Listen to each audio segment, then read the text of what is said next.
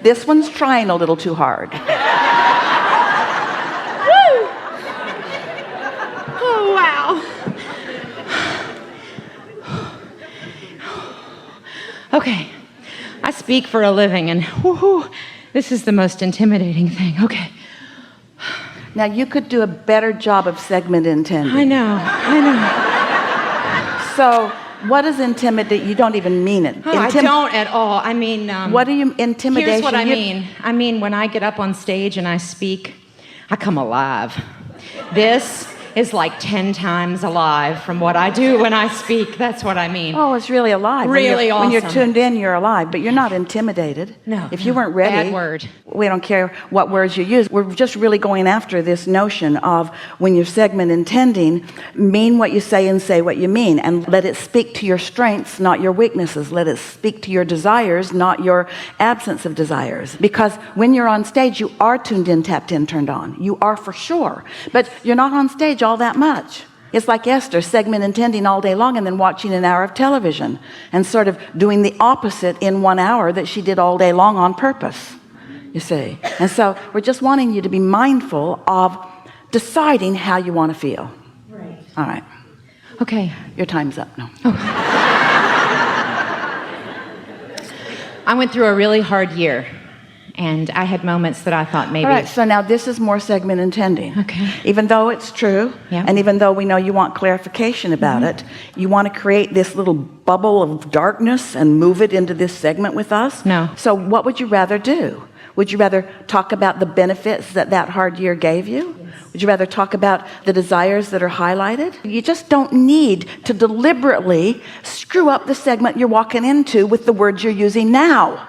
Awesome. Now is powerful. Now is powerful. So prepare where you're going now.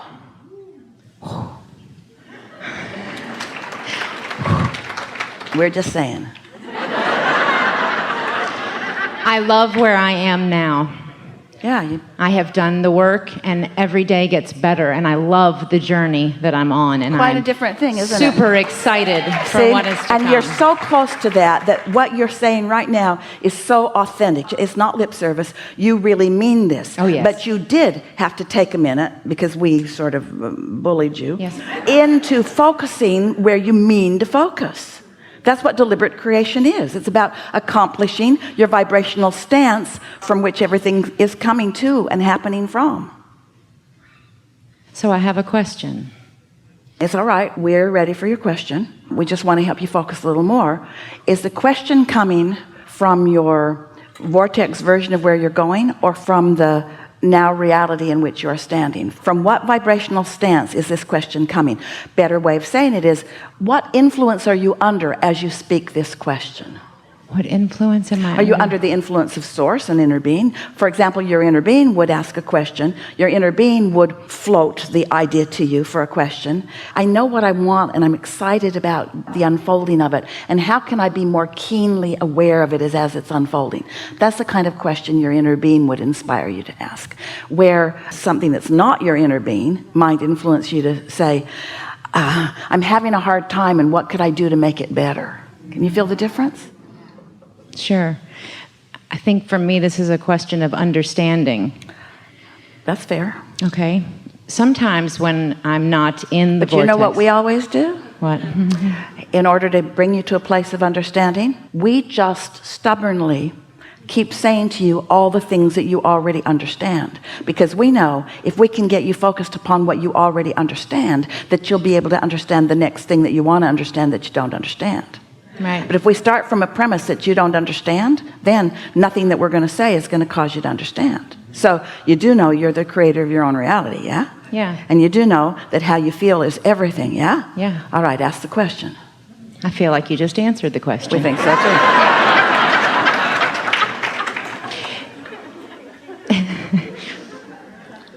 I have found that I can create when I'm angry. Oh, yeah. You get what you think about, whether you want it or not. So... You can't create what you want when you're angry.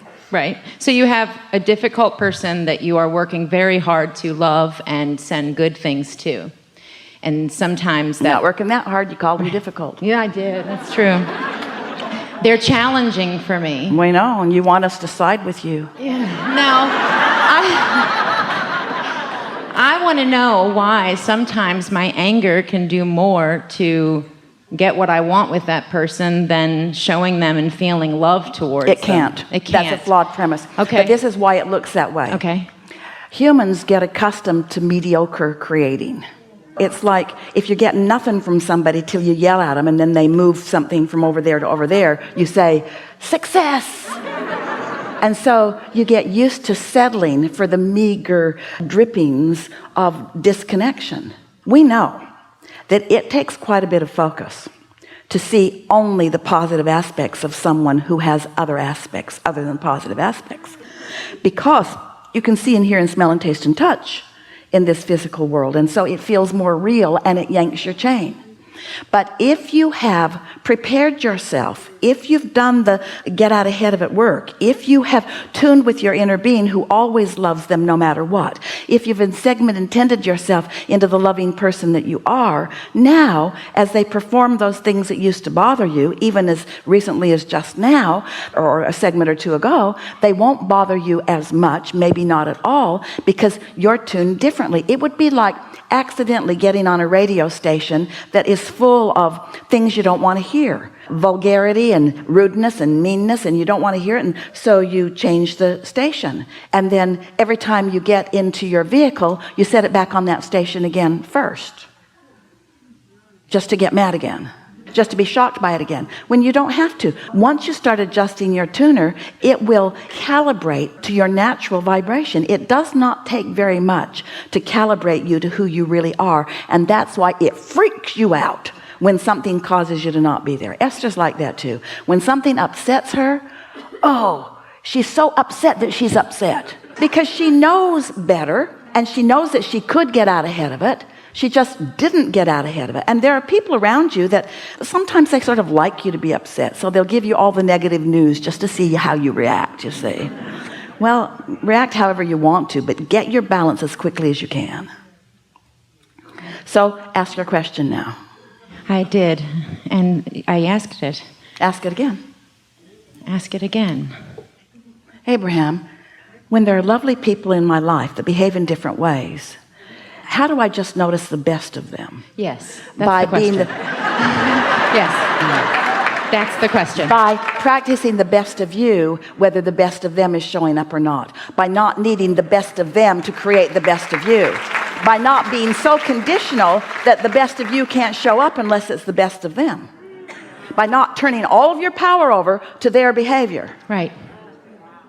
By loving the way you feel. Esther, she's so addicted to this little notebooks that she's got. She bought a big stack of them, and she can just hardly wait. And she has a place in her house where that notebook sits there on the table, and it's a new segment, so she just goes and sits there and writes, not to fix the next segment, because of the pleasure that these words generate in her here and now. You get addicted to alignment. You get addicted to being in sync with who you are. You get addicted to that good feeling in your belly, that feeling of love and appreciation, and most of all to that feeling of clarity. And so when you find yourself standing stable in an atmosphere where you used to not stand stable, pretty soon you can't even remember not being stable. And then other people's behavior is a non-issue to you, because you don't create their reality, you create your reality. And then sometimes your powerful positive stance, because when you hook up with your inner being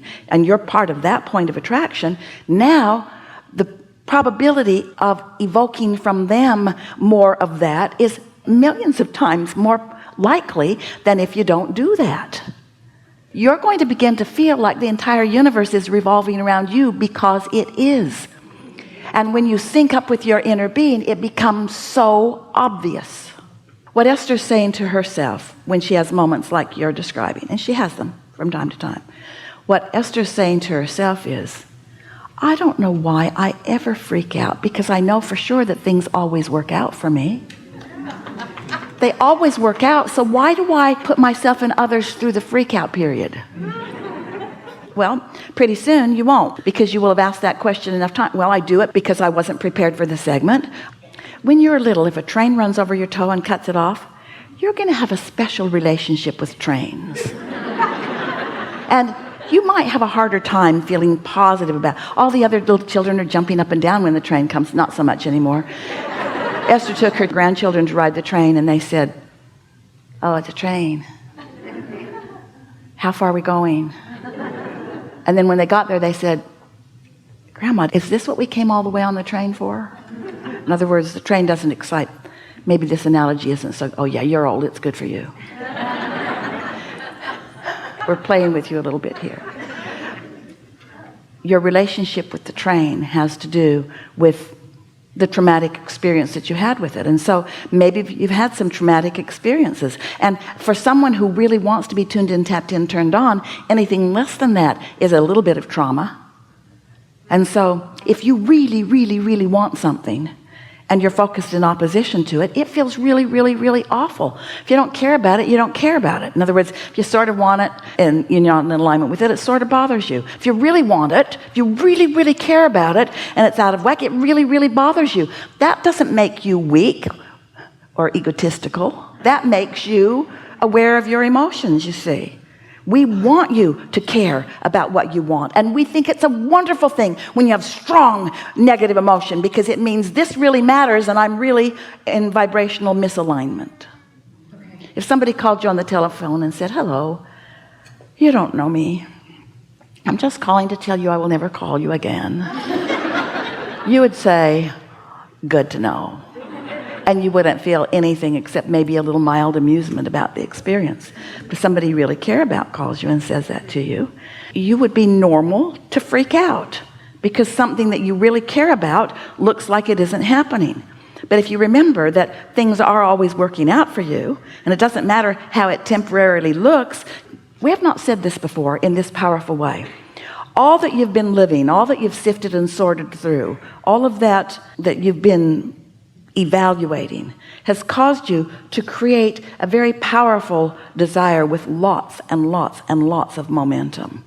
And it is coming about. Some people have to croak before they have the realization of it, because as long as they're still in their physical body, they're still complaining about people getting on the airplane before them. But when you discover how unnecessary and unhelpful those feelings of intimidation are, or disrespect are, if you feel disrespected or you feel not heard, and you allow yourself to keep having that knee-jerk response to somebody else's behavior so that you're practicing that over and over and over and over and over again, pretty soon people that don't usually disrespect anybody disrespect you, because that's the vibration that you've got going on. So what Esther's been doing when she finds herself in moments like that, she'll stop and say, wait a minute, is that really valid?